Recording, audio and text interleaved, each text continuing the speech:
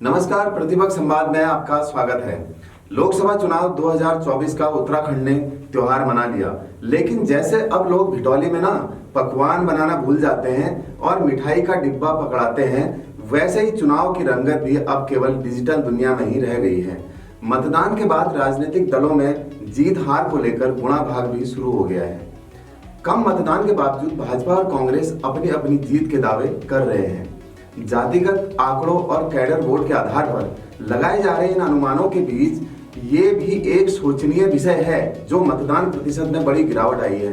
चिंता की लकीरें सभी खेमों में साफ दिखाई देती है, खासतौर पर पहाड़ के संसदीय सीटों पर, जिसमें 21 विधानसभा क्षेत्रों में मतदान 50% से कम रहा है।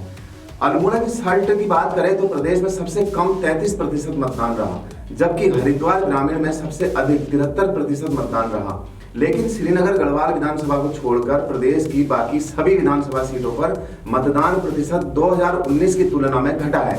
हम आपको उत्तराखंड की 5 सीटों के हाल बता रहे हैं। सबसे पहले शुरुआत हरिद्वार से करते हैं, जिसे शिव नगरी और धर्म नगरी के नाम से जाना जाता है।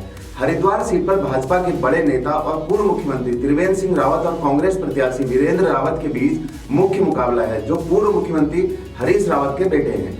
दोनों ही अपनी जीत को लेकर आश्वस्त नजर आ रहे हैं। दोनों ही उम्मीदवारों ने अपनी जीत के पक्ष में अपने अपने तर्क रखे हैं। इस सीट पर मतदान प्रतिशत लगातार घटते जा रहे हैं। भाजपा कब्जे वाली इस सीट पर 2014 में 71% मतदान हुआ था, 2019 में यह 68% हुआ। इस चुनाव में यह घटकर 62% पहुंच गया। मतदान प्रतिशत के आंकड़ों के विश्लेषण से जो तस्वीर उभर कर सामने आ रही है वह बता रही है कि संसदीय क्षेत्र में जिन विधानसभा सीटों पर कांग्रेस और विपक्षी विधायक काबिज हैं, उनमें भाजपा के कब्जे वाली विधानसभा सीटों से अधिक मतदान हुआ है।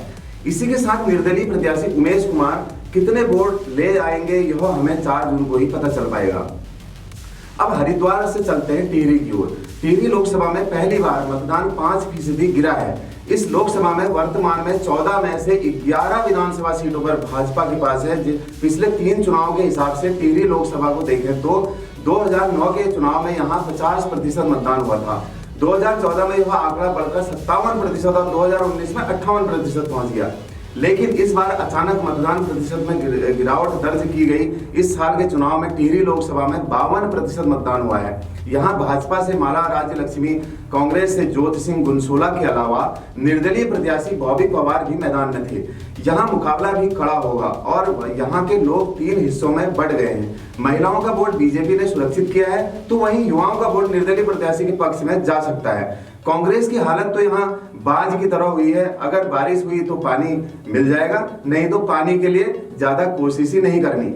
यानी अगर जीत जाए तो बढ़िया, नहीं भी जीत पाए तो कोई ज्यादा मेहनत तो कांग्रेस ने यहाँ की नहीं। अब टिहरी से आगे बढ़ते हुए पहुंचते हैं नैनीताल। नैनीताल उधम सिंह नगर लोकसभा सीट पर इस बार 7% तक मतदान घट गया है। मतदान में आई इस गिरावट ने सभी प्रत्याशियों की परेशानी को बढ़ा दिया है। ऐसा इसलिए कि 2009 के बाद इसी सीट पर मतदान प्रतिशत ने 9% की छलांग लगाई थी। 2009 में 58% वोट पड़े थे। 2014 में प्रचंड मोदी लहर में यह बढ़कर 68% हो गए और 2019 में यहाँ मतदान प्रतिशत 68 ही रहा। लेकिन 2024 के चुनाव में यह घटकर 61% रह गया। इसके बावजूद भाजपा इस सीट पर हैट्रिक लगाने का दावा कर रही है, जबकि कांग्रेस भी इस सीट पर अपनी जीत को लेकर आश्वस्त दिखाई दे रही है।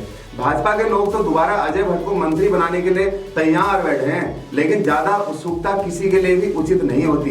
भाजपा के कब्जे वाली भीमताल, नैनीताल, काशीपुर सीटों पर 60% से कम मतदान रहा। इसके बावजूद भाजपा इस सीट पर लगातार हैट्रिक लगाने का दावा कर रही है। नैनीताल लोकसभा सीट में पहाड़ी क्षेत्र के अलावा एक बड़ा भाग जो है वो तराई और भाबर का भी है, जहां बड़ी संख्या में खेती का कार्य होता है। इस क्षेत्र में किसान बीजेपी से नाराज तो नजर आ रहे हैं। अब नैनीताल से हम पहाड़ों की ओर चलते हैं और बात करते हैं अल्मोड़ा लोकसभा क्षेत्र की।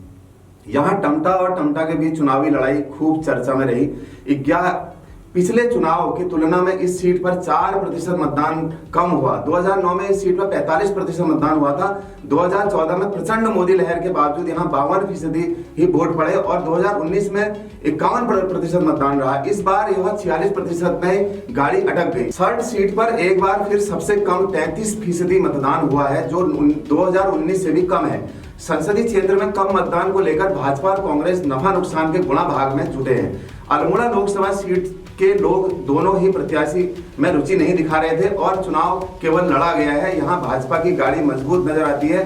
अब अल्मोड़ा से हम चलते हैं गढ़वाल। भाजपा का गढ़ माने जाने वाला गढ़वाल लोकसभा सीट पर लगातार दूसरे चुनाव में मतदान प्रतिशत की गिरावट जारी है। यह सीट पिछले 10 साल से बीजेपी के पास है।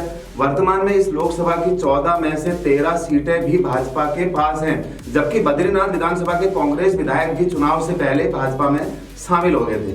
2009 के लोकसभा चुनाव में यहाँ 48% मतदान हुआ था, जिसमें कांग्रेस से सतपाल महाराज सांसद चुने गए थे।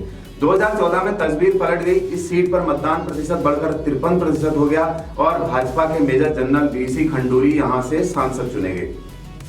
2019 में मतदान प्रतिशत और बढ़कर 54% दर्ज किया गया और भाजपा के तीरथ सिंह रावत यहां सांसद चुने गए। लेकिन इस बार मतदान प्रतिशत में करीब 3% गिरावट 50 पर पहुंच गया है। इस लोकसभा के 14 में से 13 विधानसभा सीटों पर भाजपा का कब्जा है। इस बार यहां भाजपा के अनिल बलूनी और कांग्रेस के गणेश गोदियाल मैदान में थे।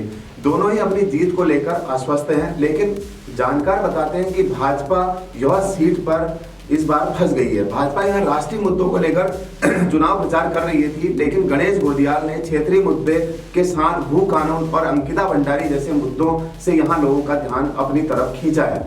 इस लोकसभा सीट में बीजेपी के सबसे ज्यादा स्टार प्रचारक पहुंचे, जिन्होंने अनिल बलूनी के लिए वोट मांगे और भाजपा के प्रदेश अध्यक्ष महेंद्र भट्ट तो बद्रीनाथ में अनिल बलूनी के लिए वोट मांगते मांगते रोने लगे।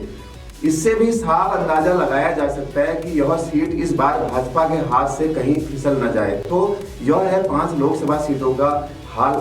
आपको यह राजनीतिक समीक्षा कैसी लगी, आप अपने कमेंट बॉक्स में जाकर हमें बताएं और देखते रहें प्रतिपक्ष संवाद। नमस्कार।